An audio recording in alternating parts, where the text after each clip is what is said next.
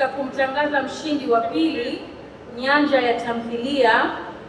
Mshindi huyu ni Elizabeth Godwin Mahenge, Fanani.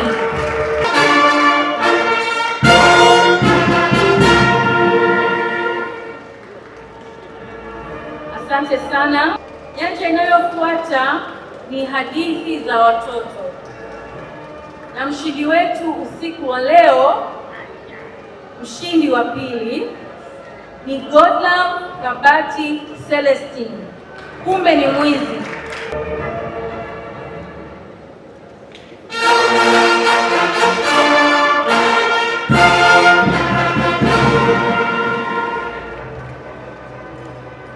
Asante sana, hongera Godlove.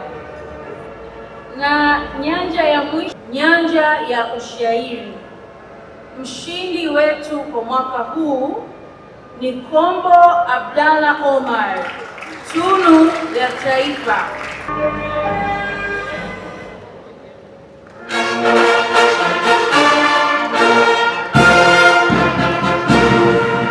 Alfani Sudi, Mnara wa Posta.